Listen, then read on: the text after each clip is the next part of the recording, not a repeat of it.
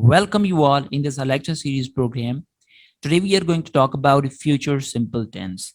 This topic is for those students, or these tenses are for those students who are learning from English into Urdu or Urdu or Hindi into English. Here is the best situation. He will buy her a present. वो उसके लिए एक तोहफा खरीदेगा. So this is the best situation for future simple tense. Without a further go, let's talk about this topic in detail. First, we are going to talk about uses.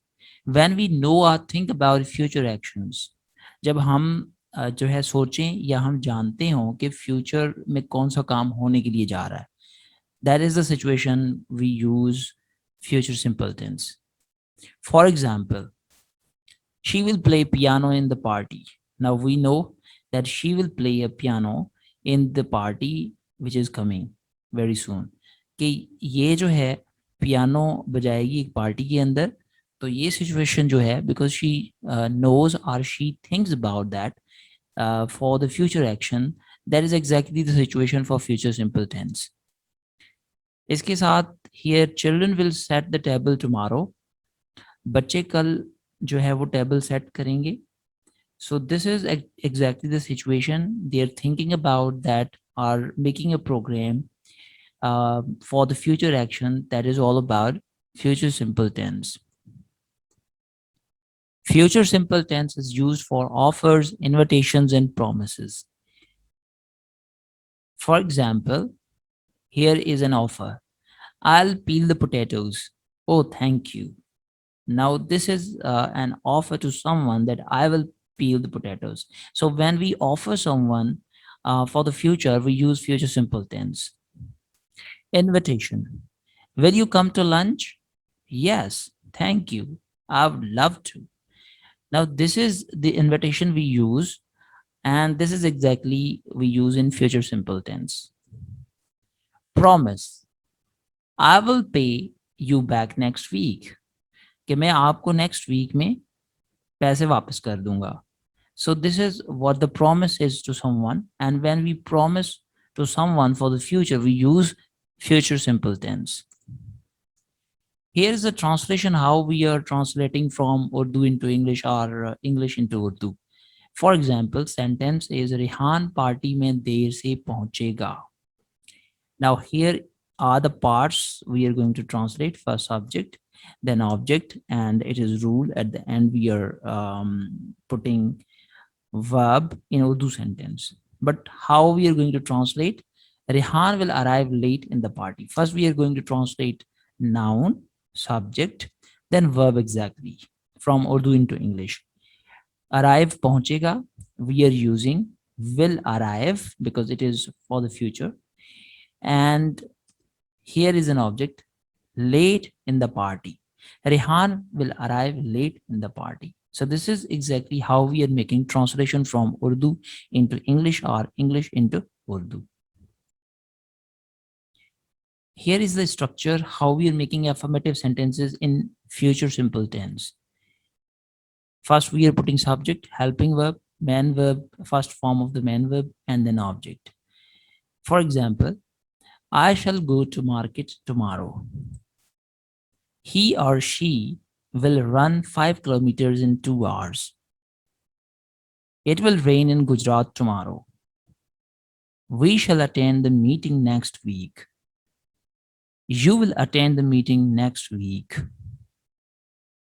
They will attend the meeting next week. Rehan will attend the meeting next week. Rehan and Wahid will attend the meeting next week. So these are the helping verbs we are putting. Shall with I, and we are putting shall, but all other these subjects we are using will, and first form of the main verb as we have used go, run, rain.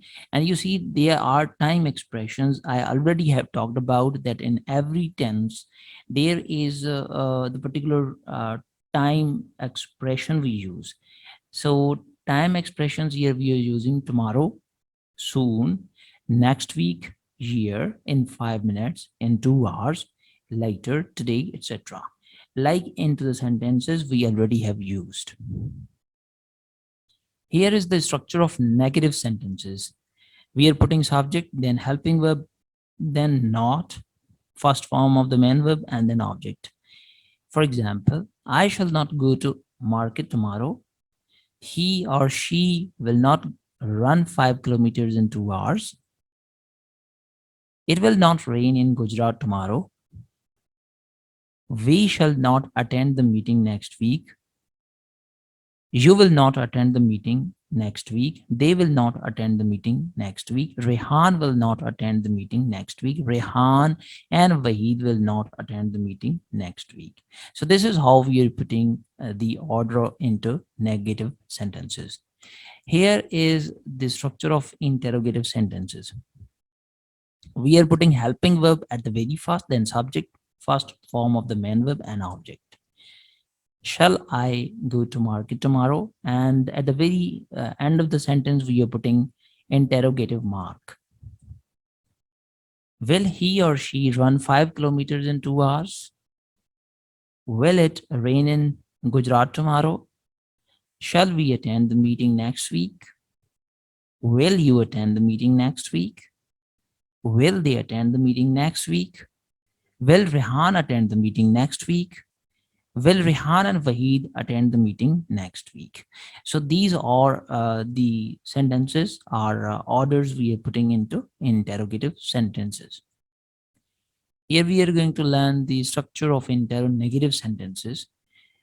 First, we are putting helping verb, then subject, not, first form of the main verb, and then object. As, shall I not go to market tomorrow? Will he or she not run 5 kilometers in 2 hours? Will it not rain in Gujarat tomorrow? Shall we not attend the meeting next week? Will you not attend the meeting next week? Will they not attend the meeting next week? Will Rehan not attend the meeting next week? And will Rehan and Wahid not attend the meeting next week? So this is the order we are putting in interrogative sentence. Here is exercise for all of you. Will and shall. Where we are putting will and shall, as we already have learned into these structures. So complete the conversation, put in a will or shall. Rehan, what shall we do today? So we have put shall with we. And Omer, it would be nice to go out somewhere. The forecast says temperature. So it is up to you right now. If you know the answers and if you want to complete this exercise, please write the answers into the comment box. Thanks for attention. Thank you very much. Hopefully this would have been very helping for all of you.